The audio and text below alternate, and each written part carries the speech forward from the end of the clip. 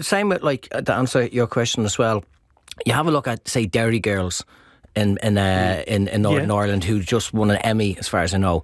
It's massive for tourism as well. Right. So comedy can and selling, like, if you produce a show here, you sell it around the world.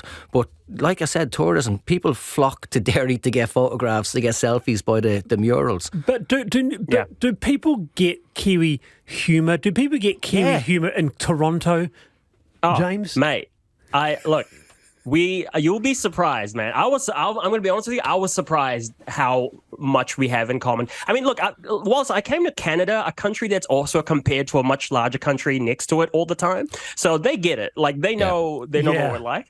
But so I think you'll be surprised how universal our humor is, and we have this special trick up our sleeves of sounding like we sound with our accents, and I think you find that. That only increases the comedic factor of it all. And also, weirdly enough, some people think it's cute and sexy, which I'm discovering. Well, James, we're going to go back to our Scandi Noir discussion. So, good to have you here. Hey, all the best in Toronto. Good topic. Good luck, James. Going out on the post. Thanks, Alan. Good to hear. Alan McElroy, Joe McHale. Big thank you. Big thanks to Sally Ward, my producer. I'm Wallace Chapman. See you Wednesday. Can't wait. Lisa Owen with Checkpoint is next. Dream the dream.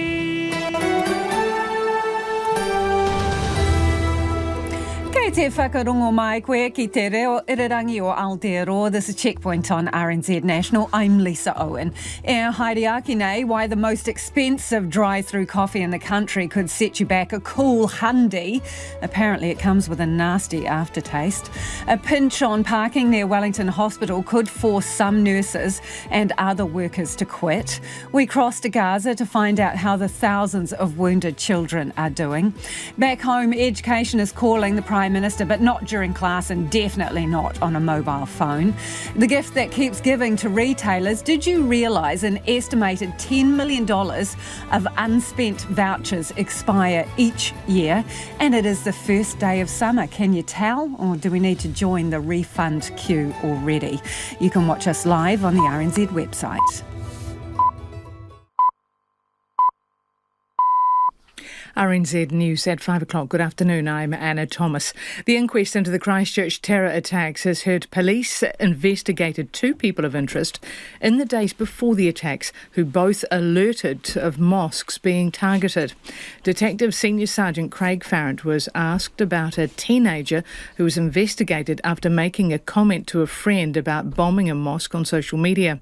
Another person was investigated after allegedly telling their probation officer about a threat to a mosque. Lawyer for the families, Nikki Pender, said it was remarkable that there appeared to be no connection. It's a remarkable coincidence, isn't it? You've got two separate, seemingly disconnected accounts. That does draw a very strong inference that at least rumours that there are people in the community who are aware. Craig Farrant confirmed the teenager's acquaintances messaged him on the day of the attack, believing he was the offender. Te Whatu Ora has launched an employment investigation into a staff member it accuses of spreading misinformation using its data. The National Health Agency says he is no longer working while it investigates. Rowan Quinn reports. RNZ understands the man was interviewed on a New Zealand conspiracy theory site. He says he developed a database for the vaccine rollout and quotes data from that work.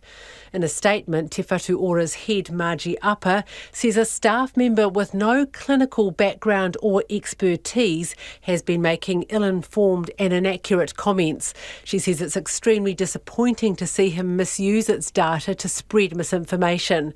Ms Upper says they're also looking into whether there's been a privacy breach. US Secretary of State Antony Blinken has warned that Israel has to put in place civilian protection plans before going back to war. He visited Israel and the West Bank and says Israel needs to take more effective steps to protect civilian lives in Gaza. Mr Blinken says designated areas are needed in central and southern Gaza where civilians can be safe and out of the line of fire. I made clear that before Israel resumes major military operations, it must put in place humanitarian civilian protection plans that minimize further casualties of innocent Palestinians. The warring sides have extended their ceasefire for a 7th day, while mediators press on with talks to extend it further. Auckland's mayor and the leader of ACT have apparently made fun of Wellington Mayor Tory Whānau's drink problem. Tory Whānau revealed to RNZ on Wednesday she's getting professional help after being drunk in public earlier this month. This morning, the ACT leader hosted Mayor Wayne Brown at a public meeting in Remuera. At the end, David Seymour thanked Mr Brown for attending the hour-long session where members of the public were able to ask questions about the council, and he gifted him a bottle of wine. I'll try not to get too full of this like another mayor. Yes, no, you can't give a bottle of wine in every city these days. Tory Whānau, meanwhile, says she's received hundreds of messages of support after admitting to a drinking problem. A nurse is raising a red flag over a proposal to restrict parking around Wellington Hospital. The City Council says 3-hour time limits on thousands of car parks, or making them residents only, will ease existing parking pressure in Newtown and Berhampore. Councillors made several amendments to the draft plan yesterday, including delaying any changes in Newtown East near the hospital to 2025 to monitor how the scheme works. One nurse, whom RNZ has agreed not to name, is against removing unrestricted car parks near the hospital. We're talking about a workforce that is understaffed and underpaid, and then you're going to be taking away our parking. It's honestly, it would be so detrimental to the healthcare sector as a whole.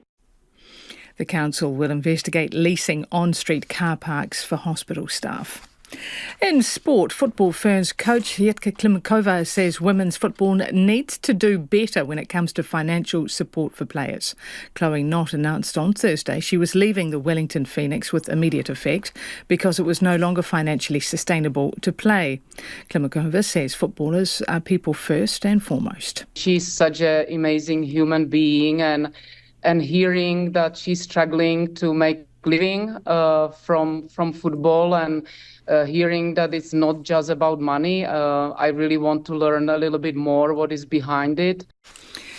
Klimkova says there is a long way to go before financial equality is reached in the sport. New Zealand boxers Lani Daniels and Mia Motu will defend their world titles in their hometowns of Northland this weekend. Motu will fight India's Chadni Mehra, while Daniels meets Desley Robinson of Australia. Daniels says she's trying to embrace the occasions as much as possible. I can't wait to put on the show, but I need to knuckle down now and rest. Last week was a hell of a week, and the media and stuff is just as draining as training. So I'm looking forward to just put my head down, rest, and just zone in to unleashing the beast. Saturday night's main event is set to start at approximately 9 o'clock. And Bangladesh have stretched their lead past 200 runs against the Black Caps on the morning of day 3 of the first test in Sylhet. And that's the news. Tomorrow on Saturday morning, neuropsychologist Andy Mitchell tells us about his 10 trips, psychedelic ones, that is. Professor Richard Jackson on why the military should be abolished. Greg Sestero of cult movie The Room and immortalised in The Disaster Artist talks about the film and friendship that changed his life and career. And Funky and Sexy, the Stud siblings say the best things in life are cheese. I'm Susie Ferguson. Join me this Saturday morning from 8 on RNZ National. Now, the short forecast from Met Service until midnight tomorrow. Northland to Waitomo, mostly cloudy. Tomorrow with a few showers, mainly in the east. Coromandel Bay of Plenty, Taupo and Taumaranui. Isolated showers from this afternoon. Cloudy tomorrow with showers about Coromandel spreading from the afternoon. Gisborne and Hawke's Bay, mostly cloudy but fine spells tomorrow. Taranaki to Wellington, except Manawatu. Some showers, mostly cloudy tomorrow. Taihape, Manawatu and Wairarapa, isolated showers this evening, scattered showers tomorrow afternoon and evening. Marlborough, Canterbury, Otago and Southland, cloudy in the east with isolated showers clearing. Occasional rain tomorrow, more persistent for Stewart Highland. And the remainder of the South Island, mainly fine, but rain with heavy force developing tomorrow morning. Chatham Islands, partly cloudy. RNZ National, it's 5:07 and you're with Checkpoint and Lisa Owen. Nā mihi e ho, tēnā koutou katoa, no mai haere mai, ki Checkpoint I tēnei rā, ko Lisa Owen tēnei. A storm's brewing over a Bay of Plenty coffee cart and some instant parking tickets. The drive-through coffee shop is on a lot behind a service station at Tauranga on State Highway 29 just out of Tauranga. The Been and Gone cart owner apparently leases the site and uses another company to police the parking. Painter Peter Wise pulled in to get a couple of takeaway coffees, pausing, he says, long enough for his workmate to hop into the van. It turned out to be one of the most expensive caffeine hits in the Bay. The nasty aftertaste kicking in about a week later when he got a ticket in the mail. This all happened on Friday morning, and then a week went by and I got a ticket in the mail from these parking people, and then proceeded to, contact them since Monday. So you opened this envelope, Peter, and what do you see and how much do they want from you and what do they say in this letter? Well, by memory, there's an infringement at 755 State Highway 29 of, I think it was $25 plus collection fee of $75, so it was $95. How much were your coffees? $12. Okay, so you pay $12 for the coffees, and then they basically want $100 in fees here. Yes, what is your alleged crime? What did you do? Apparently, I parked. I was parked there. And from your memory, what did you do? How did it play out? Well, according to the photos they've sent me, I was pulling up. That's how they got my number plate. I was actually still moving in the vehicle. You can see that plain as day. And then that's where they snapped me with my number plate. And then as I drove forward a little bit further, you couldn't see my number plate. And then my colleague got into my van. And then we went to the coffee shop to get coffee, and then we were off to Hamilton to pick up some stuff for work. Total minutes, do you reckon that took, Peter? Well, I think, how long do you take to jump into a vehicle? Because I was actually still moving when they took my number plate. So by my calculations, from that point to the time I picked up my colleague was approximately 2 minutes. Okay, so 2.5 minutes. So just so I've got it clear in my head, this is like the equivalent of a coffee cart, if you like, in the middle of a gravel lot, and you were cruising through there to pick up your coffees, your colleague gets in the car, you get your drinks and off you go. That's it. And we've been doing that all week for the past week as well, so... Did you see any signage? For another ticket. Oh, no. Didn't take a lot of notice of any signage, but when we did notice by the photos that you couldn't see any signage because the cars were parked to line up to get your coffee, which blocked all the signage. So that makes a lot of sense. You might be getting a week's worth of tickets. No, I'm not. So... you could buy a coffee machine with the proceeds of this, Peter. You wouldn't have to go through the drive-through. Yes, that's quite correct. DeLonghi as well. That's Peter Wise. Well, Paul Marston from Tauranga Tasting Tours believes it's just a massive money spinner. One of his drivers got pinged when he stopped on the lot to pick up a passenger. He reckons the signs posted by Parking Services Limited are small and obscured, and the fines are grande. I just could not believe it, to be honest. Now, I wasn't actually driving, one of my drivers was, because we're a tour company. Now, we had picked some clients up from the cruise ship at the port of Tauranga, but a young lass in Tauranga wanted to join the group and go to Waitomo. So we said, OK, we'll pick you up at the Gold service station at Tauranga. When my driver got there, the lanes through the Gull pumps was very busy, so he just backed out of the way to a spot where he thought, I'm not hindering anyone, I'm in a big open space, you'll be able to see me, and he just waited. About 10 minutes, And all of a sudden, a couple of days later, we get a ticket in the mail for $95 or $96. $96. And why so large? Did it say why? No. Now, when you go up there, yes, there are some signs not to park on this land. It's private property. He has a coffee cart on the section, but the section's about the size of a normal house section. The signs are very small. You've really got to hunt for them to see them. But as my argument is, my vehicle was not parked. It just pulled up to pick up a passenger and then move on. Have you tried to challenge the ticket? Oh, yes, we have. And we got a letter back that they will not, cancel it or anything. The ticket stands. And did it indicate what the fees would be if you delayed payment? Oh, yes, they'll just add to it. $50 a day, I think. Well, my wife's saying $50 a day. I'm not sure if that's correct or not. I haven't got it in front of me because we're out in the car. Right, but a pretty expensive experience, needless to say. Oh, very expensive. And as I say, in our case, we did not park the car and walk away. We waited for a client. My driver got out to let her into the vehicle, and then he was with the vehicle the whole time, 10 minutes, if it had to be moved. So, to me, it wasn't parked. Okay, some people might argue that is parked and it's someone else's land. If we were to accept that, what do you think would be a reasonable ticket? Well, I don't think it's worth a ticket full stop, to be honest. But okay, $10, $15, but $96, you've got to be joking. So, in summary, what do you think of the scenario and what they are ticketing people for, and how much? I think it's just a money-making racket, to be honest.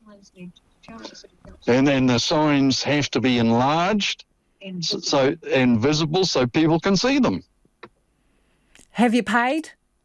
No. But we will by Monday, but we will. But we probably will by Monday because we don't want it to get any dearer.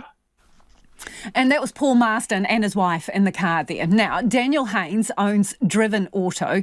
It neighbours the Been and Gone lot. Now, he noticed a camera go up on a pole several weeks back. And Daniel says, annoyingly, some people do block the coffee drive-through, and that is not on. But he says most genuinely mistake the site for a parking lot, and he's frequently warning people to steer clear. Yeah, we got a couple ourselves. And we've had a few people come in and see us that have said that they've been ticketed from there. Is it obvious that you could be in for a ticket if you park up there? Personally, I don't think it's clear enough. I've spoken to the owner of the business there multiple times, sort of expressing my thoughts on, that it's sort of setting people up a little bit, that it's not, I don't think, clear enough and obvious enough for people. Yeah. And what kind of tickets are people getting, price-wise, the cost? $95 each by the sound of it, yeah. And for you, have you moved cars onto that site at any point in time, like as in your business being ticketed, or is it mainly customers? One of my staff parked there one evening just before he left while he was locking up. Yeah, and we didn't realise, obviously, it was when the camera got set up. So that was the first we knew about a camera being set up there. So how long would that staff person have been in the lot for? Matter of minutes or longer? Definitely minutes, yeah. I think they parked the car there at sort of 10 to 5 before they left at 5 o'clock. Okay, and so when did people start getting tickets? First I heard of it's probably 3 weeks ago. So, just to sum up, what do you think of the amount they're being charged and the way it's being done? I think it's in pretty poor taste. I suggested if don't want people parking there, it would make more sense to put a chain up or fence the side off or something like that so that it was more obvious that people shouldn't park there. I think he has a right to stop people from parking there. They are trying to run a business from there. Doing it in the way they're doing it, I think, is a little bit of a poor taste, personally. And $95 a time? Yeah, it's very expensive, isn't it? Even the council don't charge that much. Do you know how much the council does charge for a parking ticket in your area, Daniel? I think I've had one for 45 maybe. Yeah. Yeah. And that is Daniel Haynes. Now, Checkpoint contacted Parking Services Limited boss, Jacob Thomas. Now, we managed to get him on the phone, but he declined to be interviewed and he asked us to email him questions and then he hung up. So we did just that. We emailed asking questions about his signage, what he defines as parking, the number of tickets he's issued, what constitutes a fair fine, and how much he is adding on for late payments. We are yet to receive a response. Checkpoint has also contacted the owner of the property occupied by the coffee cart and Gull service station too. Already your feedback is coming in on this one. One listener says, why is there a coffee cart if you can't park? Good question. Trevor says if the parking law requires the landowner to agree, then surely all Gull has to do is give each person permission to use the land and park, even backdate, and this would negate the ticket. Alternatively, they should take the matter to court and the parking service business will be paying out huge money to lawyers while in excess of the parking fines. Lastly, boycott the cart as they are complicit in the fines, reckons Trevor. 2101 on text, let us know your thoughts. Does that seem fair? And if you're going to get a ticket, what should it be? Around $95, $96 they've got theirs. Is that reasonable? Tweet us at Checkpoint RNZ too, or the email address checkpoint@rnz.co.nz. 18 minutes after 5. Kia amo tonu mai. Do stay with us. You're listening to Checkpoint on RNZ National. Nurses and other staff at Wellington Hospital warn plans by the council to restrict nearby parking could force some to quit their jobs. Over half of those who have responded to the consultation on the plan oppose or strongly oppose it, with many of the concerns coming from healthcare workers. The council says it has listened to public feedback and has modified its proposal, but it may not be enough for hospital staff. Nick James reports. Parking is already in short supply around Wellington Hospital in the densely packed suburb of Newtown, both for thousands of hospital staff and local residents. One nurse, whom RNZ has agreed not to name, says as shift workers, they have no choice but to drive to work. In my job, I work 12-hour shifts and I have to get to work usually at least 45 minutes before I start, but I know other nurses and healthcare workers that have to get there an hour early to find a park. Under its controversial parking plan for Newtown and neighbouring Berhampore, Wellington City Council wants to put 3-hour time limits on thousands of car parks or make them resident only. It says this will mitigate the impacts on residents of removing 192 car parks for walking, cycling and bus improvements. At a committee meeting yesterday, councillors made several amendments to the draft plan, including delaying any changes in Newtown East near the hospital to 2025 to monitor how the scheme works. Council staff will also investigate leasing 50 to 60 on-street car parks exclusively for hospital staff.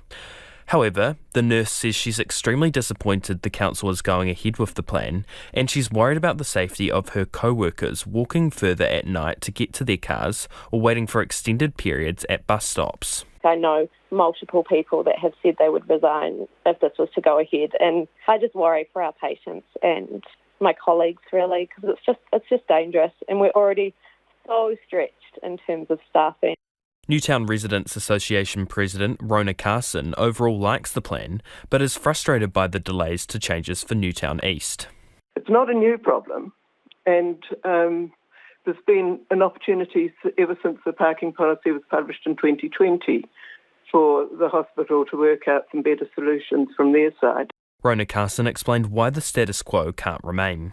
For a great many years, there's been extreme pressure on parking that makes it difficult for anyone just coming for a short visit or people who live here to find a vacant space. Councillor Tim Brown, who chaired the Environment and Infrastructure Committee yesterday, says they've tried to get the balance of residents' and workers' needs right, but there will still be another chance for Wellingtonians to have their say. There's a whole other round of consultation, so now that we have clarified the plan, people will have another chance to actually make submissions, so we will have another opportunity to look at what they say and see whether we need to make any further changes. Tim Brown says they'll be putting pressure on the hospital to sort out its parking. There's 5,000 people who work at the hospital, not to mention, of course, the thousands of people who use it for medical purposes, that it's just not appropriate that they can have that facility without providing sufficient off-street car parking. Te Whatu Ora has told RNZ it's looking at suitable parking options for their staff and patients, including the viability of a parking building, which will be worked on over the next year. Final decisions on the plan will be made in March.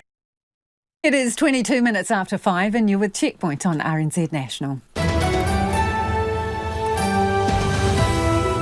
Homai o whakaro, you can park your feedback at 2101 on text, tweet us at Checkpoint RNZ or email checkpoint@rnz.co.nz. A lot of you getting in touch about these fines or fee letters being sent to people using a coffee cart near Tauranga. Do keep it coming. We'll get to some of it shortly, but it's time for the news headlines now. Ko Anna Anotene. Thanks, Lisa. Port of Auckland Limited has admitted 2 charges over the death of a worker killed by a falling container in 2020. Maritime New Zealand Director Kirsty Hewlett says Paloma Kaliiti's death was partly due to the port's failures around stevedore safety. The Christchurch terror inquest has been told police investigated 2 people of interest in the days before the attacks, both of whom alerted to mosques being targeted. Earlier, an international counter-terrorism expert told the inquest for the 51 people who were murdered that more ambulance staff need to undergo specialist emergency training. There's a warning that a plan to curb parking around Wellington Hospital could lead to staff quitting their jobs. The City Council says putting 3-hour time limits on thousands of car parks or making them residents only will ease parking pressures. But one nurse told RNZ it would be detrimental to the workforce. Te Whatu Ora is investigating a staff member it accuses of spreading COVID-19 misinformation using its data, which had allegedly been stolen. The National Health Agency says the man, who had no clinical experience, is no longer working while it investigates. And America's top diplomat says Israel has to put civilian protections in place if it goes back to war with Hamas when the current ceasefire ends. Secretary of State Antony Blinken has visited Israel and the West Bank and says more effective steps are needed to protect civilian lives in Gaza. And Lisa, those are the headlines. Thank you, Anna. It is set to be an historic night of boxing in Northland this weekend with 2 local heroes headlining a blockbuster card. Mia Motu and Lani Daniels, who both hail from the far north, will defend their world titles in Whangarei tomorrow night. Joining us now is sports reporter Jonty Dine. Well, that's pretty special homecoming, isn't it, Jonty? Incredibly special, yes, and very emotional for both fighters too. So Lani Daniels, she's putting her IBF heavyweight title on the line against Desley Robinson of Australia, and she'll also look to take the vacant IBF light heavyweight title. So born in Whangarei and living in Pipawai, she said it's hard to put into words how much it means to fight in front of friends and whānau. She said it's been a draining week, but she was now just looking forward to knuckling up and unleashing the beast. Mia Motu, meanwhile, she'll fight India's Chanji Mira for the IBO Super Bantamweight world title. And all their exchanges this week have been very cordial. They've been very respectful of each other. But Motu said that's all going to change in the ring. She's promising an epic and ruthless fight, which is probably a fair prediction based on her last fight where her shoulder dislocated. She popped it back in and fought on. So, and of course, Motu was recently bumped off the number 1 IBF rankings without losing a fight, which has really lit a fire under her. And she said she's ready to make a definitive statement in the division, and we're really going to see her mana. Girls, keeping that bloody belt. I'm hoary, rough and rugged, and I'm from the land. Nothing but love and support and just unconditional aroha. That's the biggest ink. Just, it's great. It's great to be proud to be Māori. That's what makes it even more special, because it shows that us Māori people are great, and we're destined for challenges like this, because we're definitely tough. But I'm proud to finally go back home, and to have my people bring me back home, it's going to be something special to me. So a pair of very motivated and proud champions. So I certainly don't envy their opponents this weekend, Lisa. Okay, let's talk about the football Ferns. They've got a bit of a task ahead of them this weekend. They do. So the Ferns are set to take on Colombia in Bogota on Sunday morning. And Coach Jitka Klimkova, she said this is a bit of a unique tour in that they're looking to blood some future talent. So they have 4 uncapped players, Macy Fraser, Katie Kitching, Ruby Nathan and Minaya Elliott, who's just 18 years old. They could all potentially make their debuts. But this has all been a bit overshadowed by yesterday's announcement that Chloe Knott ended her contract with the Phoenix due to financial pressures.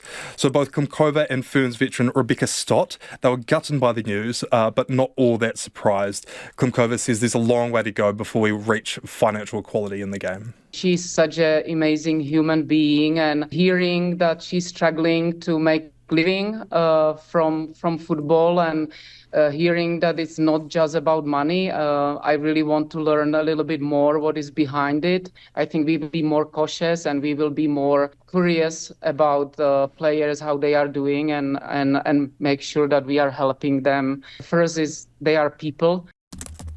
So as well as the survey that showed, as well as this, also the survey that showed players were at the World Cup were underpaid, had little support for both their physical and mental health. This hasn't been a great week for women's football, unfortunately. But hopefully the Ferns can end it on a positive note with a win against Colombia on Sunday. That kicks off at 10 a.m. Thank you, Jonty. Jonty Dine there with sports. Buyer beware of gift cards with short expiry dates this festive season. That warning from Consumer New Zealand. An estimated $10 million in unspent vouchers go down the gurgler each year. Consumer says that makes them a gift to the retailer, not the recipient. Its Head of Research and Advocacy, Gemma Rasmussen, joins us now. Kia ora, Gemma. Kia ora. Hey, so money doesn't expire, so why should gift cards? It's kind of an interesting one. There has been some, dialogue from retailers that the excuse has sort of been about accounting and how long liability can sit on their books. But we don't really accept this as a acceptable response based on what we've seen with gift card expiry overseas. So, for example, in America and Ireland, shoppers can enjoy an expiry period of 5 years, and having gift cards with no expiry is actually quite common. So we feel that New Zealand shoppers are getting a bit of a raw deal.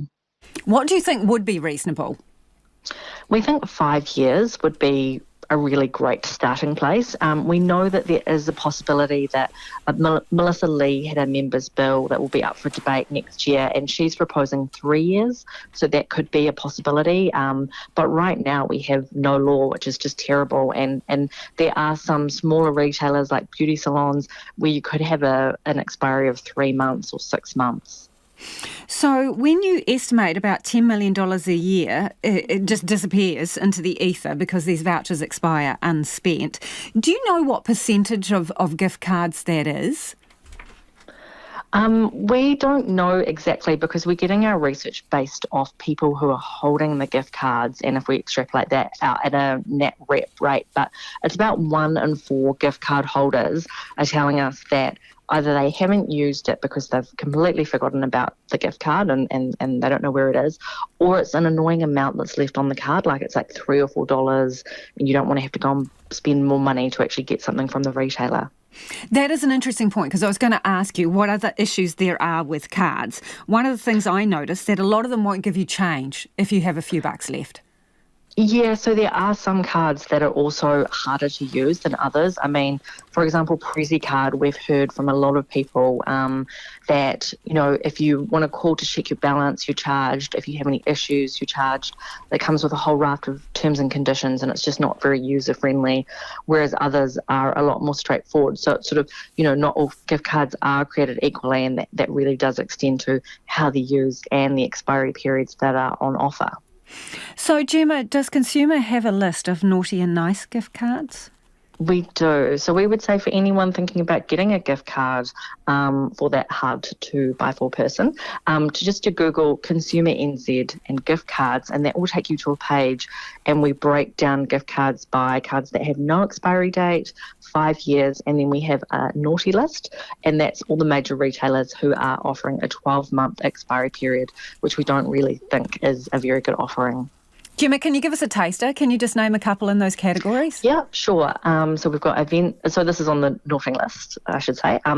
We've got Event Cinemas, Freedom Furniture, Hoyt Cinemas, Just Jeans, Smiggle, Smith City, Ticketmaster, and the Westfield shopping centres. So they expire in how long, those cards? In 12 months. Right. Yeah, from the date of issue. And that's another thing. So someone might buy it for you, mid-December, and then you get it, and so you've actually got less than a year to spend it. On the other end of the scale, the gift cards that have no expiry include Apple, Baby Factory, Barker's, Bunnings, Countdown, Glassons, Kathmandu. There's a lot on the list, and in 5 years there's a fair few on there as well. So there are some options from really big retailers if you are looking for a better offering. Or you could just give cash.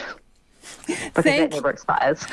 Yes, exactly. Thank you, Gemma. That's Gemma Rasmussen there from Consumer New Zealand talking about expiry dates on gift cards. A lot of people get caught out. You're going through your junk drawer and you find them and you've got about 2 days to spend them. There is a list on their website if you want to check out who's got really good durations and who's not so much. It is 28 minutes away from 6. Kia amo tonu mai. Do stay with us. You're listening to Checkpoint on RNZ National. It's time for the business news now. Ko taku hoa NINA, ko Nona Peltier. Nona joins me in the studio. You wouldn't have any gift cards lurking in your drawer, would you, Nona? You'd be across it. Of course. Penciled into your diary, spend by this date. That's right. Yeah, I'm onto it all the time. There you go. All right, consumer confidence. What can you tell me about that? Well, look, I was looking at these numbers and I was drawing up on the graphs here, and I think consumer confidence has been below sort of par. So 100, anything more than 100 sounds like they're more optimistic. Anything below. But we haven't been above 100 for from the look of this, more than 3 years. So consumer confidence is improved to 91 points. Anything below 100 indicates pessimism. So we're still a pessimistic bunch. And that's according to the ANZ Roy Morgan Consumer Survey. So we're feeling happier, but we're still not positive. No. Is that what you're saying? That's exactly right. Okay. And in fact, people are feeling they're now better off financially. Again, I mean, better off compared with what? And than they were last year. So last year they were still pretty negative. A quarter of the respondents, though, thought it might be not a good time to buy a big ticket item. Now, that's a bad sign for retailers, basically, because if people are not thinking it's a good time to buy a big ticket item, according to this survey, this isn't particularly useful information for retailers. Interestingly, though, for the Reserve Bank, there is something here that suggests that consumers still are holding on to those inflation expectations, and that's going to be a concern for the Reserve Bank. They ticked up just ever so slightly, but they're way above the target range. The Reserve Bank wants to see inflation between 1% and 3%. Consumers here expecting it to be about 4.6%. Okay, company liquidations have risen sharply, and this is because businesses are battling difficult economic conditions. What is the reason? So it's pretty much all businesses across the board, but the ones that are really having the hardest time are, not surprisingly, retail businesses. Okay, so what do we got?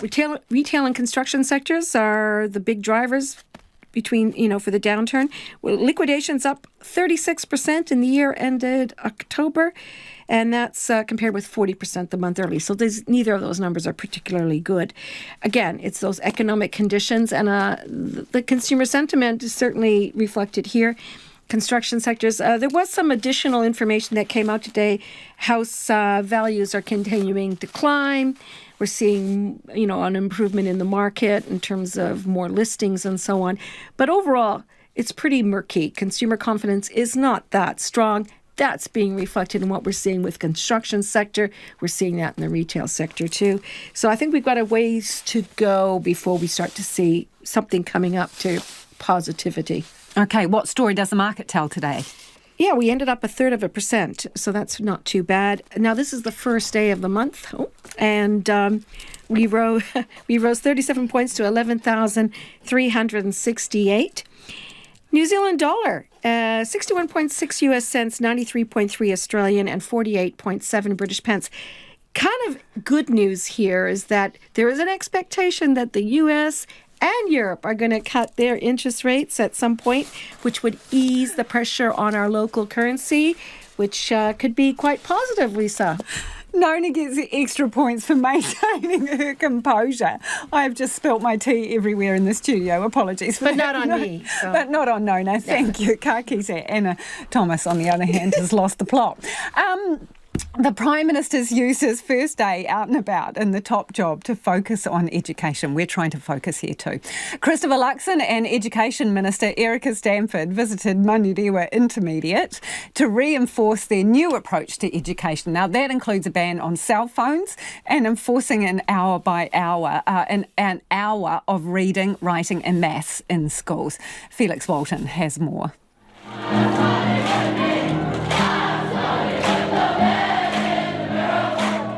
Christopher Luxon took the stage at Manurewa Intermediate School's morning assembly to dish out certificates to the school's teachers. You have amazing teachers at this place, incredible people who just gift into you each and every day. So it's important that we recognise them and we appreciate them. He says the school embodies everything his government hopes to achieve with its new education strategy. The new Prime Minister is wrestling with low numeracy, literacy and attendance in schools around the country. This is an incredible school, does an incredible job on school attendance, does an amazing job on school achievement, and just led by an inspiring principal, Ian Taylor, who makes the difference, I think, in these kids' lives with an incredible team of staff. Education Minister Erica Stanford outlined her plan to enforce an hour of reading, writing and maths every day in primary schools. All of that preparation starts at primary and intermediate, so we need to make sure we have a clear curriculum that is knowledge-based. We need to make sure that the pedagogy is right, so in terms of structured literacy, structured mathematics, and then we also need to make sure we're regularly assessing our children along the way to make sure that they're making progress.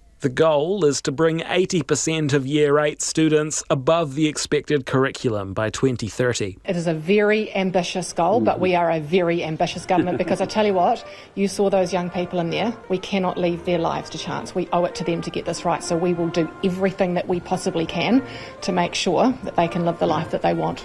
Also on the cards is a ban on smartphones in classrooms.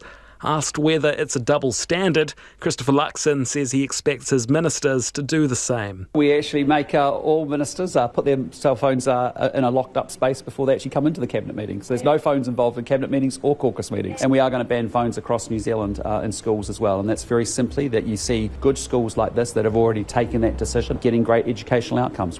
Mr Luxon also touched on his plans to revisit the health curriculum. He says some parents are worried that sex ed is too sexual. Sex education is an important role for parents to play. It's also an important role for schools to play, and that will continue. And all we're asking for is, because we've been caught between curriculum, we want a well-defined curriculum agreed to by experts that actually make sure that the content is age appropriate. Manurewa Intermediate School Principal Ian Taylor says the new Prime Minister left a good impression. I think it's pretty impressive. I mean, I love his energy. We do need to do something around education, obviously, and I don't think they actually mean you are doing 1 hour of reading, 1 hour of writing. So it's integrated into everything we do, so I don't have a problem with that. Ian Taylor says Mr Luxon's plans fit nicely with what a lot of schools, including his own, are trying to achieve. Let's get to some of your feedback now. A lot of you getting in touch about the parking issue, and this is the coffee cart outside of Tauranga. People are getting pinged with big fines or fees. This person says, are you parked if you're in the driver's seat? Don't know what the legal definition is. And someone is asking that. What is the legal definition of the word parking? Legally, I think they mean no stopping. Rob's got in touch to say it is not legal to charge a fine on private land. Nobody should pay. Instead, complain to the Commerce Commission. This is a thread that's coming through in a lot of your feedback. A lot of you are saying you can charge people for lost income, but you can't fine them. Paul says pretty sure fines for parking on private land can't be enforced without first serving a trespass notice on the offender. Someone else says this is clearly an empty piece of land that is not used by the owner, just a money rot, reckons Jim. Mike, on the other hand, puts it very bluntly, tell parking services to get stuffed, he reckons. Wales. It's officially the first day of summer, and according to NIWA, warm weather and high winds are on the menu for the rest of the season. During an El Niño, New Zealand summers tend to mean strong winds from the west, meaning eastern parts of the country dry out and western areas receive more rain. NIWA says the current El Niño is almost certain to carry on through summer, and there's an 85% chance of it continuing through autumn. In Hawke's Bay, locals have their fingers crossed for a clear Christmas, but others aren't getting their hopes up. Our reporter Kate Green has more. NIWA says this summer is likely to be hot and humid, but it might get off to a rainy start, with heavy rain forecast for the North Island over the next week. Here's NIWA Principal Scientist Chris Brandolino. We still are concerned about dryness and the potential for those impacts, including potentially drought for some parts of the country, but it may wait until, say, the second half of the summer to really unfold in terms of the impacts of dryness. Areas such as Gisborne, Hawke's Bay, Wairarapa, Tasman, Nelson, Marlborough, Buller, Canterbury and Otago could face water restrictions, particularly those spots that have missed out on them in recent years. Forecaster Ben Knoll says at this stage, good weather is looking likely for Christmas. Certainly not promising a dry Christmas at this point, but this is definitely what you want the guidance to look like a couple weeks in advance. Step in the right direction. Indeed, and I think, after what was been maybe a tough spring, a tough year, some good weather during the holiday season go a long way of kind of making up, Mother Nature kind of making up for lost time and some of that difficult weather difficult hand she's dealt us this year. But on the streets of Napier, locals are sceptical of promises for good weather. Yeah, we've had enough of the rain, but this is good now with Hawke's Bay weather. We'll be happy with any outcome rather than having another cyclone. Sick of all this rain, and okay, the garden likes it, but you can't do much about it, can you? We're hoping it's not too hot, and we're hoping we don't get any cyclones like we did last year. The cyclones we don't need. Hopefully we get some decent weather coming through this year. We've had a few years with it being pretty garbage, haven't we? So, although the wet weather is beneficial for farmers and everything like that, so because I've got a horse, so the grass growth would be good this summer. Fire and Emergency has banned fireworks in the Northland township of Ahipara, the Karikari Peninsula and at Repiro Beach until further notice to lessen the fire risk. It's also banned outdoor fires on the Hauraki Gulf Islands until further notice, with all previously granted fire permits no longer valid. National Wildfire Manager Tim Mitchell says right now the national fire risk is low, with good vegetation coverage and high moisture levels. But this could change as the country dries out, and already the wind is causing some problems. Low risk doesn't mean no risk. And unfortunately, we've seen those windy conditions, those higher temperature days that have just shown their face a little bit. That has led to a few fire escapes where people have been doing burns to tidy up ready for summer. Unfortunately, they've escaped and got into the very hedges, the neighbouring properties, and done a bit of damage. He says people should enjoy the good weather of the festive season as long as they keep an eye on the fire danger levels. It's 6:45 and you're with Checkpoint on RNZ National. Homai or whakaaro, we would love your feedback on anything you've heard on the program tonight. A lot of you are getting in touch. The old parking story has lit a fire under you. Text us on 2101. You can tweet us at Checkpoint RNZ or email us checkpoint@rnz.co.nz. It's time to go to the headlines now. Anna mena pitipiti kōrero. Thanks, Lisa. Port of Auckland Limited has been fined over $500,000 for health and safety failings after a stevedore was killed by a falling container. The company was ordered to pay $561,000 and a further $90,000 in costs to Maritime New Zealand after admitting 2 charges following the death of Pala'amo Kaliti in August 2020. National Health Agency Te Whatu Ora says it will be working with the police over a staff member it says used stolen data to peddle COVID-19 vaccine conspiracy theories. Te Whatu Ora's Chief Executive Margie Apa says the administrator, who has no clinical experience or expertise, was using the data wrongly. He's been stood down during the probe. Foreign Affairs Minister Winston Peters has welcomed the extension to the pause in fighting in Gaza, calling the human cost of the conflict horrific. Mr Peters says New Zealand wants all parties involved in the conflict, as well as countries with influence, to work towards a long-term ceasefire. Police have arrested 11 gang members and seized more than 100 pairs of high-end shoes and jet skis after targeting Killabee's gang members selling methamphetamine in Tasman. 2 gang members were arrested in Blenheim today, one as he completed a deal in a public car park selling 56 grams of meth.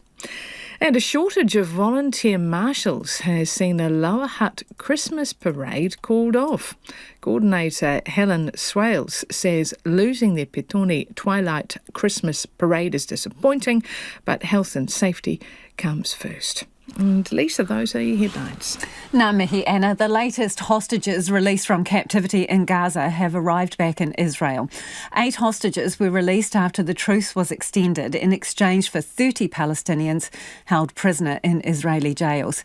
But as CNN's Oren Lieberman reports, as the clock ticks, mediators are scrambling to reach an agreement between the 2 parties to extend the truce into its 8th day. Tears of unbridled joy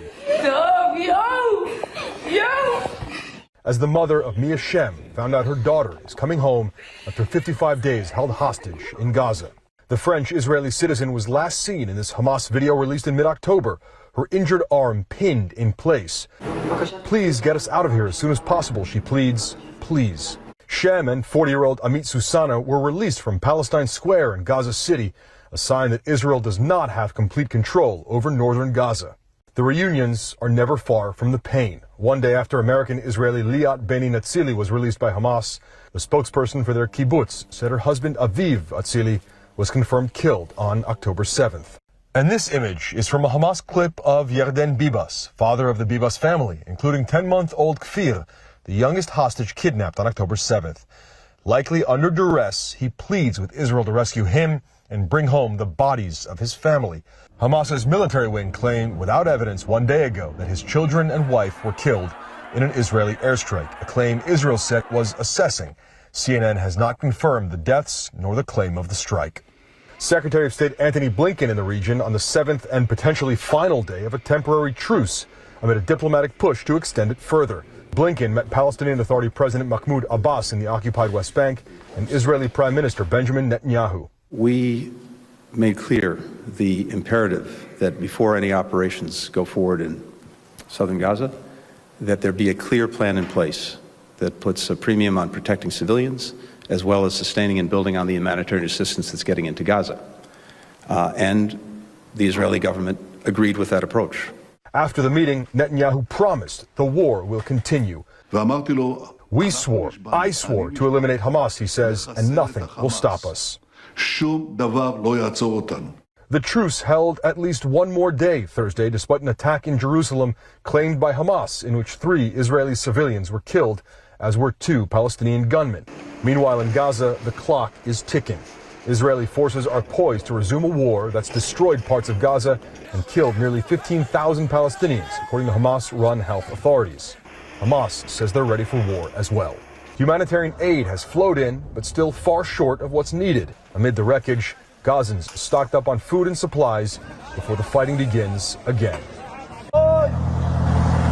In the brief break, video from an ultra-Orthodox news outlet shows soldiers setting up a Hanukkah menorah in Gaza. But the celebrations will soon end. With all of the releases over the past week, it's unclear how many women and children are left in captivity in Gaza. Scenes like this prompting the U.S. to urge for more Israeli precision in the next phase of the war that's growing closer by the hour. It is 10 minutes to 6. Ki amo tonu mai. Do stay with us. You're listening to Checkpoint on RNZ National. For many Australians, working from home was one of the silver linings to come out of the COVID pandemic. But now more and more companies are strongly encouraging and even pressuring employees to return to the office. But office vacancy rates are still at record highs as some of the people resist the push. The ABC's Jacqueline Breen reports. The team at job search website Seek have a good line of sight on what Australian job seekers are looking for. Basically, since COVID, work from home has consistently been the #1 search term on Seek. Matt Cowgill is Seek's senior economist. So it used to be that people go on and search for, administrative assistant or retail job or something like that. They still search for those things, but #1, head and shoulders, the most searched for term is work from home. It's not an option for everyone. Around 60% of Australian workers have to do their jobs on site. But for the other almost half, the pandemic triggered a major change for workers and businesses. Things like this don't usually change so quickly in the labour market. Things like the shift from, agriculture to manufacturing to services, they typically happen over the course of decades, whereas with work from home, we've gone in just a couple of years from very, very few people working from home to a substantial minority of Australian workers. He's referring there to the pushback that's well underway. This year, employees have been ordered back to the office at some of Australia's largest companies, including some of the big four banks. What we've found is that across the country, we're sitting at around 71% of pre-COVID levels in terms of office attendance. Tom Broderick is the head of office and capital markets research at property giant CBRE. It varies quite a bit between cities. So the smaller cities of Perth and Adelaide are leading the country, sitting at kind of 85 to 90% of pre-COVID levels. Brisbane and Sydney are sitting at 75%. And Melbourne's probably the one market that's lagging, sitting in the mid-50s at the moment. This month, the Fair Work Commission ruled against an Adelaide man working for an accounting company that rejected his request to work from home full-time. Staff at ANZ reportedly face a cut to their annual bonus if they don't spend at least 50% of their scheduled hours in the office. What we found is that organisations started off with a soft-touch approach. They might have been offering free food or free coffees to come back into the office, but now the larger organisations are pushing a bit harder. I don't think many organisations are expecting that we'll go back to 5 days in the office per week. I think they're happy to continue with a certain degree of hybrid working, but corporates who are seeing maybe an average of 1 to 2 days a week in the office are really wanting to drive higher occupancy rates, because I think they see the benefits of collaboration, innovation that kind of comes from people face-to-face in the office. SEEK's Matt Cowgill says employers who want their workers in the office more are likely to have the upper hand in the short term. That's because unemployment's expected to rise, the labour market does look like it's cooling, and as that happens, at least some employers might try to reduce or even remove that ability to work from home for some workers. I do expect it to remain pretty high, it may fall a little, I don't expect it to fall a lot. And there's researchers like Nick Bloom at Stanford, for example, has talked about he expects a Nike swoosh in work from home. So a short-term kind of dip, but long-term rise. Part of the reason for that is it's something people really value. So if employers don't offer that ability to work from home, they're likely to lose out in the market for talent against others who do offer it. The author of a controversial new book on the royal family has denied naming two royals who allegedly talked about the skin colour of the Duke and Duchess of Sussex's first child. The Dutch edition of the book by Omid Scobie has been withdrawn by the publishers after apparently containing the names. Here's the BBC's royal correspondent, Nicholas Witchell. It's a mystery. How did the Dutch version of the latest book of supposed royal revelations come to name two members of the British royal family who are alleged by the Sussexes to have made comments about the skin colour of their then unborn first baby? On the ITV daytime programme this morning, the book's author, Omid Scobie, said he had no idea how it had happened. I had never submitted a book that had their names in it, so I can only talk about my version. Yeah. I'm obviously frustrated. I wouldn't say I'm upset about it, because in the Netherlands, the book has been withdrawn to be reprinted without the names. Tonight on Piers Morgan Uncensored, the royal race row is reignited as the translation. Here in Britain, viewers of Talk TV heard Piers Morgan's take on the whole matter. Well, Harry and Meghan have never provided any evidence for that highly incendiary claim. Nevertheless, Mr Morgan then disclosed the names, even though he said he didn't believe the Sussexes' story. Far away from the riddle of Mr Scobie's book, the King is in Dubai, where tomorrow he will give the opening address to the COP28 climate conference, a moment the palace believes of some significance. Legendary Irish singer-songwriter Shane MacGowan has died aged 65. Tributes have been flowing from around the world for the hell-raising frontman of punk folk band, the Pogues, who is credited with reinventing traditional Irish music and introducing it to a global audience. According to family members, MacGowan died early on Thursday morning after a long spell of poor health. Here is the BBC's arts correspondent, David Silito. It was Christmas Eve, babe, in the drunk tank. An old man said to me, Happy Christmas, your arse. I pray God it's our last. Fairy tale of New York, a bleak, drink-sodden duet about lives gone wrong isn't your normal Christmas classic. But it was trademark Shane MacGowan. turn my face away and dreamed about you. His band, the Pogues, brought a rambunctious punk fury to Irish folk. But behind the noise, the drinking and the terrible teeth was a writer of rare talent.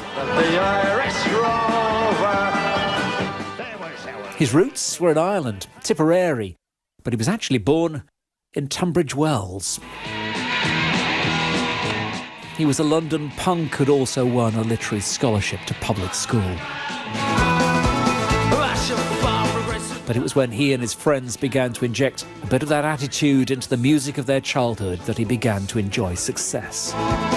People I meet as I go on my way, they all have a story to tell.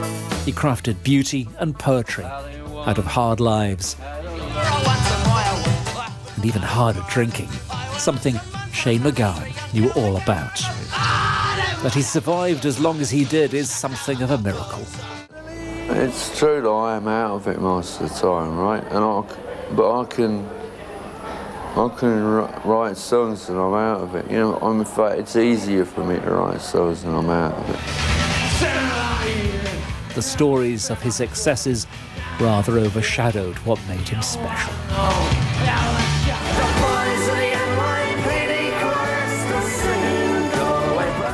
Thankfully,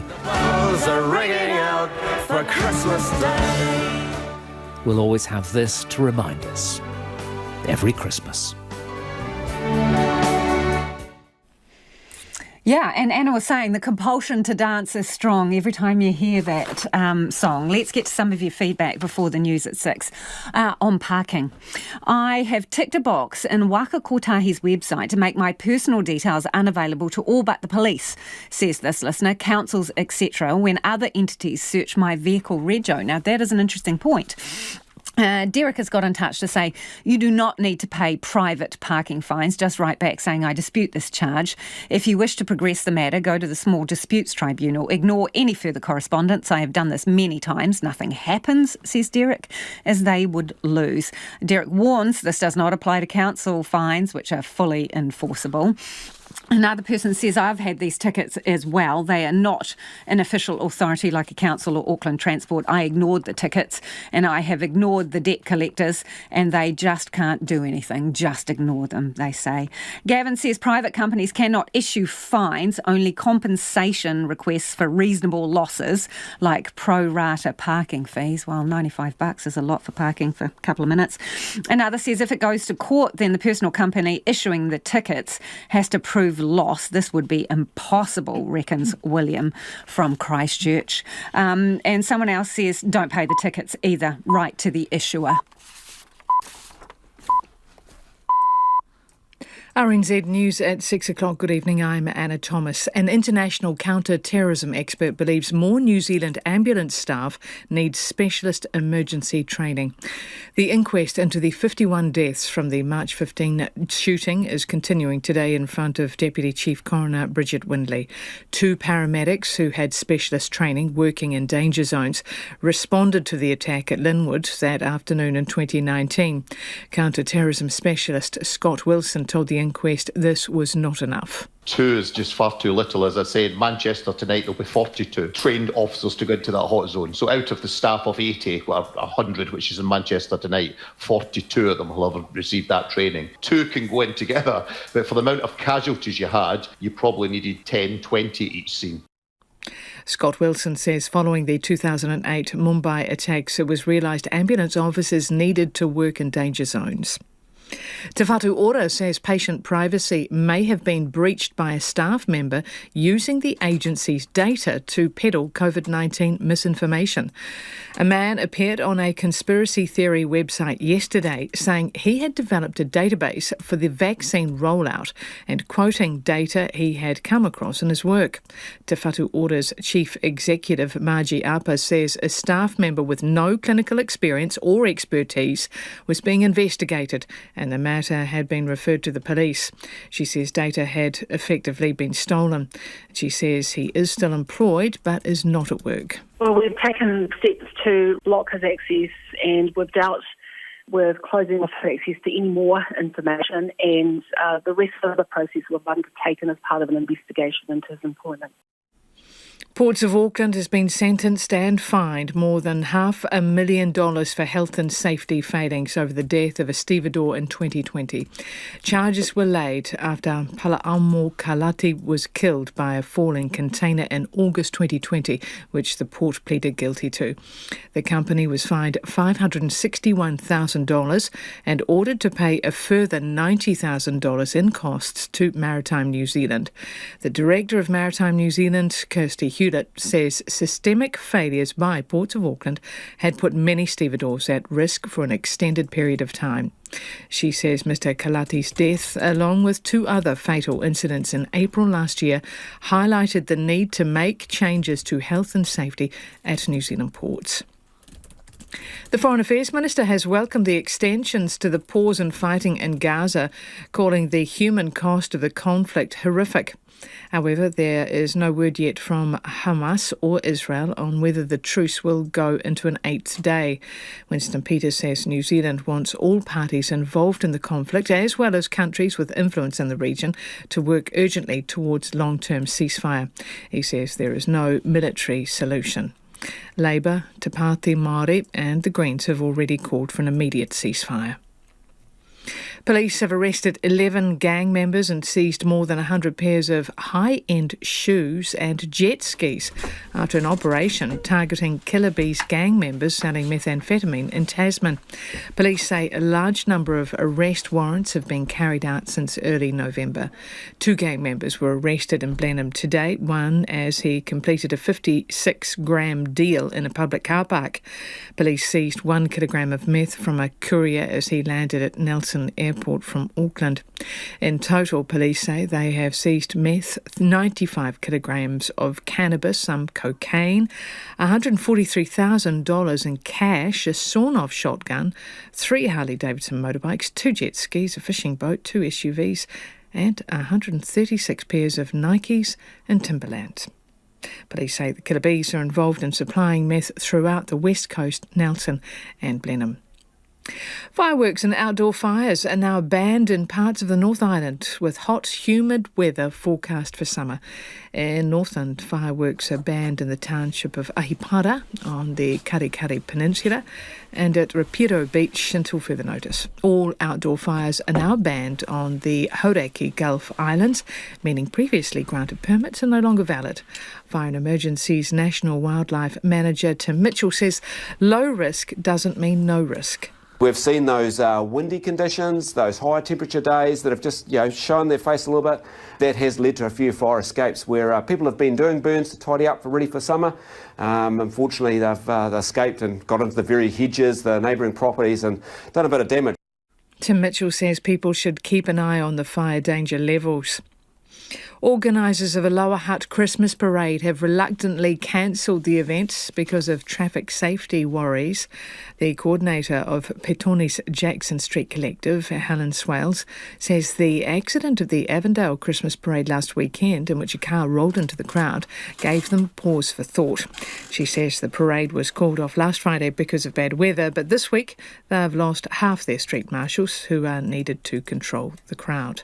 really keen to see the next float coming down, and there's a gradual creep onto the road. And if we don't manage that well, my fear is that we might have an accident similar to what happened up in Auckland. It wasn't easy for us to make that decision, but we had to make that call from a health and safety perspective. Helen Swales says it's disappointing. And a burst water pipe in an inner-city Wellington suburb briefly became a geyser today, sending a jet of water several metres into the air and showering a parked car and rocks and debris. Wellington Water says its crews had to turn off water to about 35 houses on Aro Street while they repaired the ruptured pipe. Water was restored within 2 hours, but residents were instructed to run a cold tap to clear air pockets and particles before using hot taps, dishwashers and washing machines. The jet was close to a larger spectacular geyser on the same street in 2021.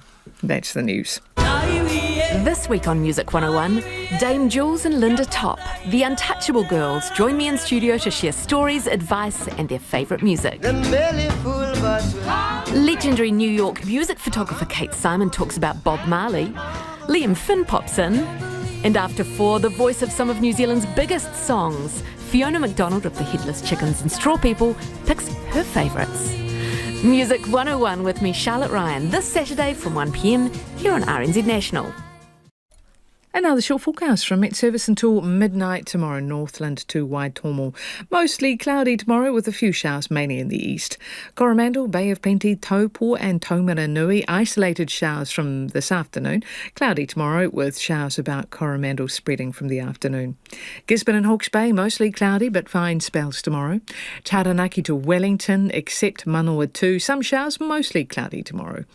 Taihape, Manawatu and Wairarapa, isolated showers this evening, scattered showers tomorrow afternoon and evening. Marlborough, Canterbury, Otago and Southland, cloudy in the east with isolated showers clearing, occasional rain tomorrow, more persistent for Stewart Island. And the remainder of the South Island mainly fine, but rain with some heavy falls developing tomorrow morning. For the Chatham Islands, partly cloudy. RNZ National, it is 8 minutes past 6, and you're with Checkpoint and Lisa Owen. Kia ora rā e ho, no mai hoki mai, this is Checkpoint, ko Lisa Owen tēnei. Israel's military says it has intercepted a rocket fired from Gaza. There has been no claim of responsibility from Hamas for the launch, but the IDF says its Iron Dome missile defence system had intercepted the projectile. And air raid sirens are sounding in Israeli communities near the border for the first time since the truce 7 days ago. In the past few minutes, the ceasefire has officially expired. Meanwhile, UNICEF says the Palestinian territory is already a graveyard for thousands of children. It is estimated 6,000 children are among those killed in the Israel-Hamas war, although the death toll is impossible to independently verify. More than 1.1 million displaced people are now living in UN shelters. During the pause in fighting, UNICEF had been trying to get 30 aid trucks a day into the territory. James Elder works for the United Nations International Children's Emergency Fund and has been travelling through Gaza. I asked him to describe the overwhelming mood there, and just a warning, some listeners may find parts of our conversation confronting. The collective darkness has seeped into this place. There's just I'm in the south. Yesterday I was in the furthest north on a convoy, so I've now a couple of times gone south to north and back. There's just a destruction and a desperation, almost death on the streets, if you will. I think it all just points to this war's relentless assault on civilians, Lisa.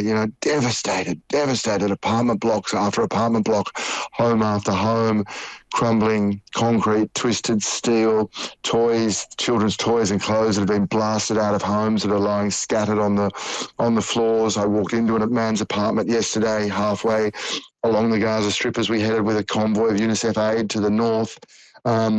His house was like a doll's house, at a 3-floor apartment, just with walls completely missing, some rooms completely intact. His daughter's room, a pink doona cover and books on the shelves, toys on the shelves, completely intact. unfortunately, his entire family had been having dinner at the time, and that's where the blast had hit. He'd lost his entire family. Everyone had been killed. His apartment is basically unlivable, cannot be structurally sound, and so he's homeless, and everyone in his apartment has been killed. That is not a unique story. That is a story repeated everywhere across this place. There has been a lot of talk about the children of Gaza, the number of deaths, the number of injuries, but you've been in a situation where you've been able to talk to some of these children directly. So what are they saying to you? They're traumatised, Lisa. There's no doubt. It's very dangerous, I think, sometimes to speak in big blankets about, all children or this number. I think it's safe to say that every single child in the Gaza Strip is going to have some mental health issue, and some, of course, are deeply traumatised. The little 10-year-old boy who I saw on a stretcher with burns to 50% of his body and shrapnel wounds and these gentle blue eyes, which I kept looking into until doctors told me they thought he was also blind.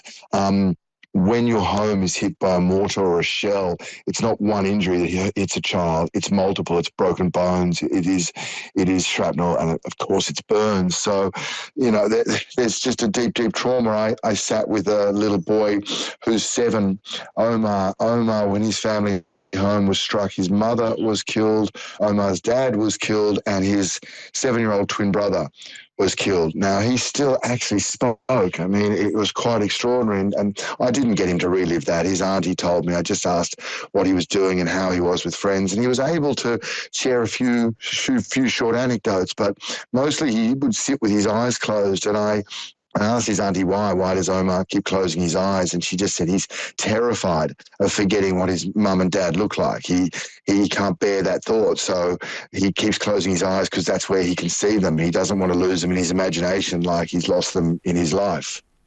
What happens to children who have lost all their family in Gaza? Who looks after them? Where do they go? Well, this is an incredible society in terms of the way they absorb people. There aren't nearly as many displaced children as there would be elsewhere, given that so many children have lost parents. So many parents have lost children. This war is devastating for children, but for parents as well, as your listeners would imagine, losing a child. We will be with them forever. But for those, most of them just get absorbed into a broader family. It's the same with the displaced people.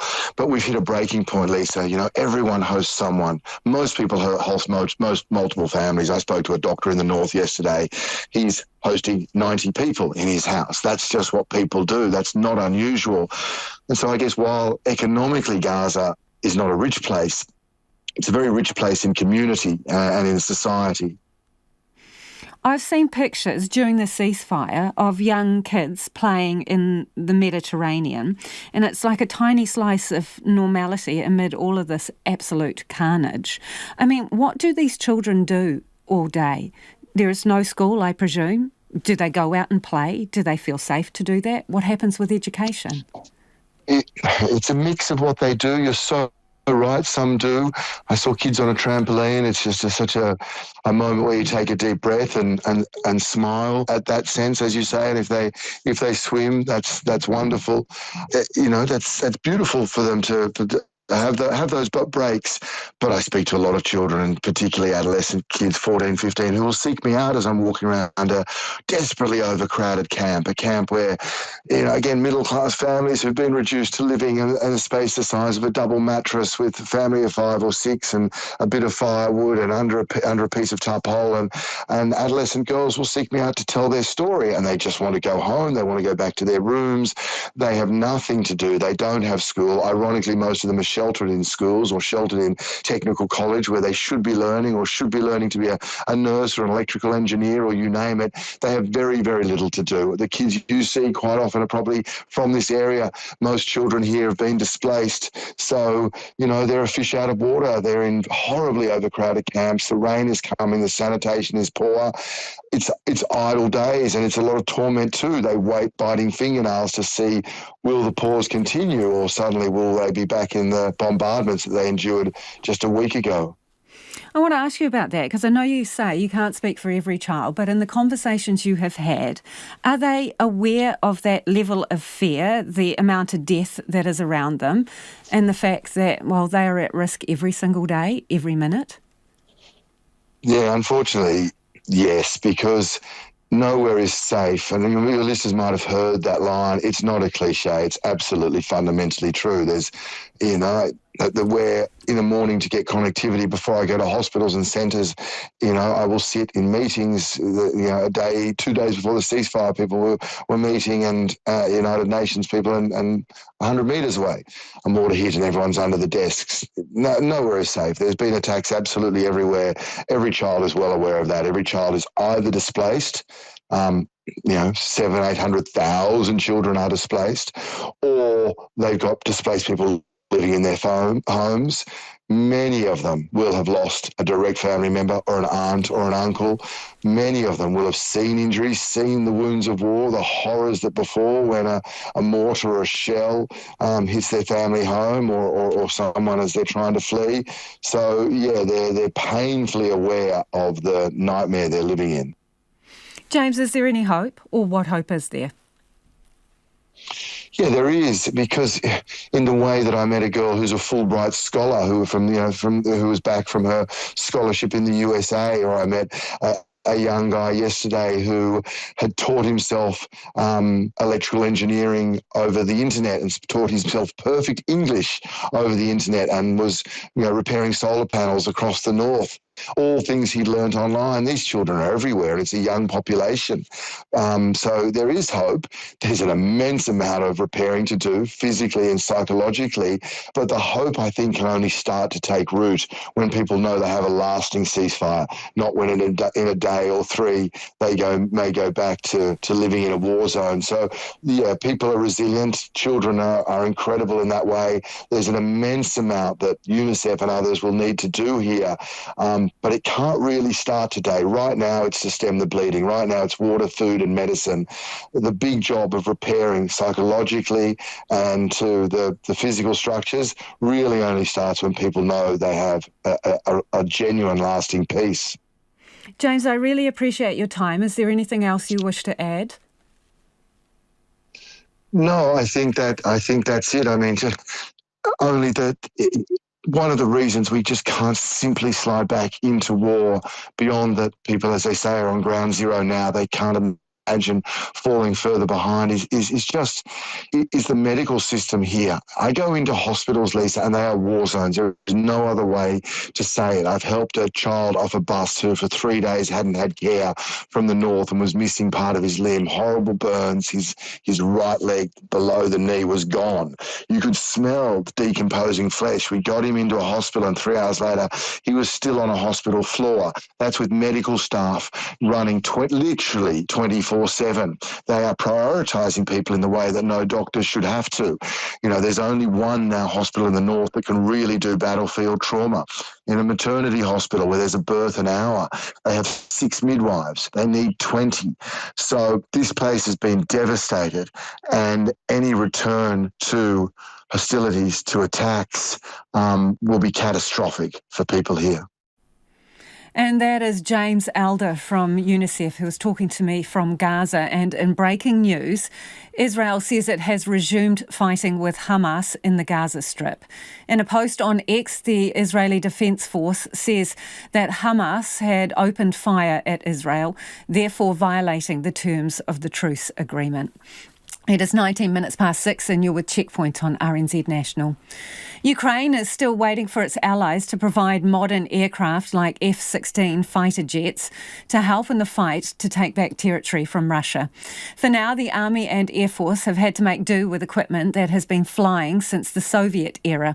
Deutsche Welle's Max Zander met up with a helicopter crew ahead of a mission in eastern Ukraine.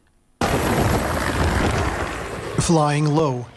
That's how helicopter crews survive in the open spaces of eastern Ukraine. They approach targets at high speed, ascend to get an angle, fire, and get out. In a field somewhere in the east, we meet the crew.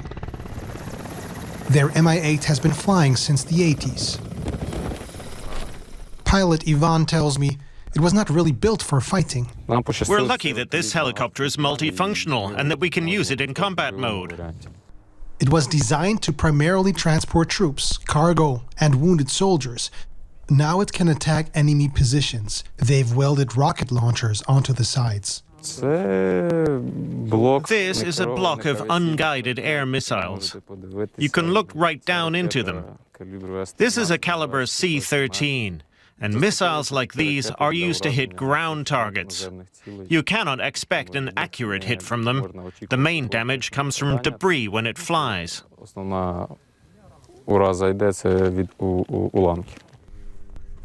Ivan has flown 100 combat sorties, which he says is not very many, but he knows what he's risking each time he takes to the sky. Ukraine's army says this is them shooting down a Russian helicopter. Ivan could suffer a similar fate in his Mi-8. It only has armored plates around the cockpit. Everything else is exposed, even the fuel tank. The danger is ever present. We have to get used to it, no matter how scary it sounds. During my first deployments, sure, there was anxiety, there was fear, but with each time we took off, I became more confident. The Army and Air Force have lost valuable aircraft. They're hoping to get F-16 fighter jets promised by Western allies. To successfully achieve what our country expects of us, it's necessary to use all the possible tools available. That's why they're talking about these planes, so that Ukraine can finally gain air superiority. At the moment, the fact remains that the enemy has more serious forces in the air.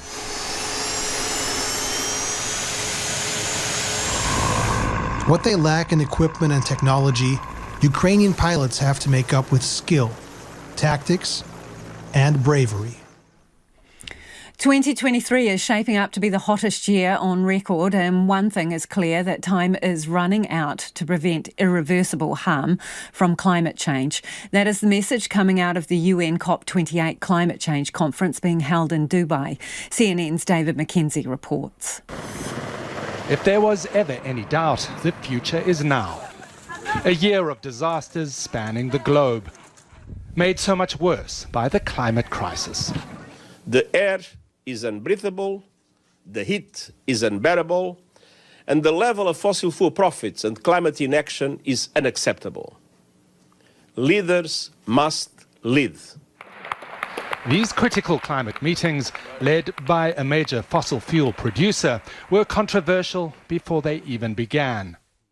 Leaks released this week by the Centre for Climate Reporting showing what appear to be briefing papers for COP President Sultan Al Jaber, who is head of the state oil company, allegedly pitching fossil fuel deals for the UAE on the side. The COP President calls the allegations false and incorrect. Sometimes I am told you need to engage with governments and with oil and gas companies to put pressure. And sometimes I'm told you can't do that. So we're damned if we do, we're damned if we don't. The UAE is saying that they are here because all countries, including oil producers, need to come up with solutions to the climate crisis. Yes, they need to be part of the negotiations, but what you can't have is somebody who is putting fossil fuel companies' interests ahead of the negotiations and the outcome that we need. The outcome that the UN and many others hope for, a concrete plan for a fossil fuel phase-out. A recent UN report shows that the globe is wildly off track to meet emissions targets. It's critical for countries to come together and agree to a systematic reduction and a time-bound reduction. I mean, this is a true moment for leadership. It's not about technology or technical thing. It's commitment leadership that this is something we need to do. We need to come together. Rich countries have to help poorer countries. The harsh reality, countries that have the least responsibility for climate change will feel the most catastrophic impact.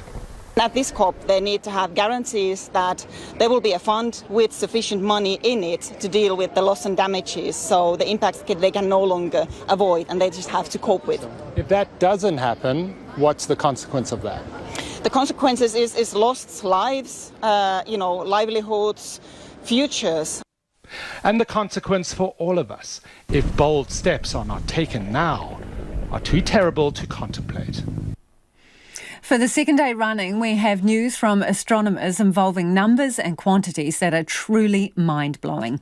Yesterday, it was the discovery of a closely packed solar system with 6 planets that have been unerringly stable in their orbits since their formation around a star 4 billion years ago.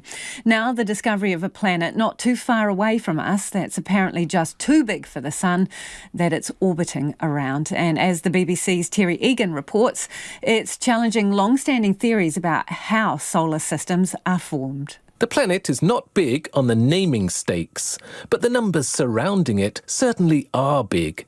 Currently called LHS 3154b, it has a mass that's at least 13 times that of Earth, but orbits a star 9 times less massive than our Sun. Here's Suvrat Mahatdevan, a professor of astronomy and astrophysics at Penn State University in the US and co-author of the paper. It's equivalent in some ways to if you have a chicken coop and you walk into your chicken coop expecting chicken eggs and you find an ostrich egg. That would be very surprising. It's a very heavy planet for what is a very light star. What this means is we don't quite understand how planets around the most common types of stars in our galaxy form, which is a little embarrassing. According to Professor Mahatdevan, the disk around this star should not have had enough material to make such a large planet.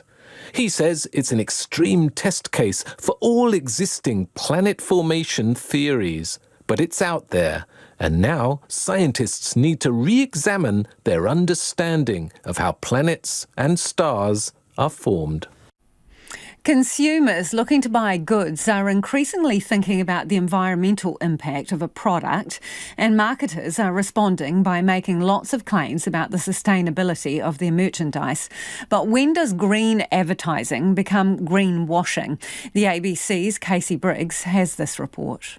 If you're in the market for a new shampoo, makeup, energy provider, or planning a holiday, chances are you'll be bombarded with ads talking up their product's green credentials, making claims like consciously created with sustainability front of mind. Affordable, natural and sustainable cleaning products. Join a movement shaping a cleaner future. Protection for you and the planet. Chandani Gupta is Deputy CEO of the Consumer Policy Research Centre. Most ads are vague, unhelpful and really unclear.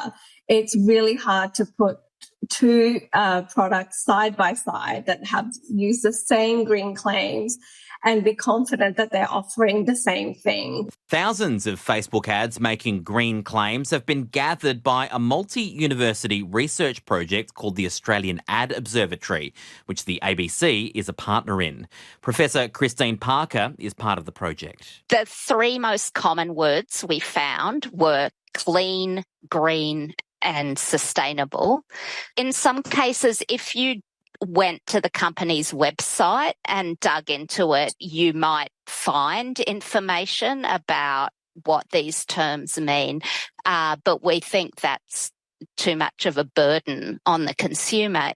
The research, along with the thousands of examples of green claims uncovered, support the findings of an ACCC audit of environmental claims earlier this year. ACCC Deputy Chair Katrina Lowe says it turned up a number of concerning claims. This has been a compliance and enforcement priority for us since July this year, and we have got a number of active investigations that we're undertaking. The regulator has published draft guidelines for advertisers, which are expected to be finalised before Christmas. Now that we have outlined to the community what our expectations are, we're providing clarity and we expect businesses to do their part in taking up those guidelines and making sure that the claims they are making are clear and that they can be substantiated. But consumer advocates and researchers fear that won't be enough to stem the tide. Chandani Gupta again. We need to see a ban or definitions on generic environmental claims so that there's a clear and shared understanding of what these actual claims mean. You should be able to pick up something that says eco, bio, sustainable and be really confident with what it is that it's actually offering you. And that is all we've got time for tonight. The Late News team's going to keep you updated throughout the evening, and you can check us out again on Spotify or Apple or wherever you get your podcast from. Have a fantastic weekend. We'll catch you on Monday. Thanks, Lisa. Now to the 6:30 headlines. The inquest for the 51 victims of the 2019 Christchurch terror attacks has heard that 2 paramedics with specialist training went to Linwood Mosque. Counter-terrorism specialist Scott Wilson told the hearing this was not enough. The Port of Auckland has been fined more than $500,000 after admitting health and safety charges over a worker killed by a falling container. Te Whatu Ora is investigating an administrator who appeared on a conspiracy theory website yesterday with COVID-19 vaccine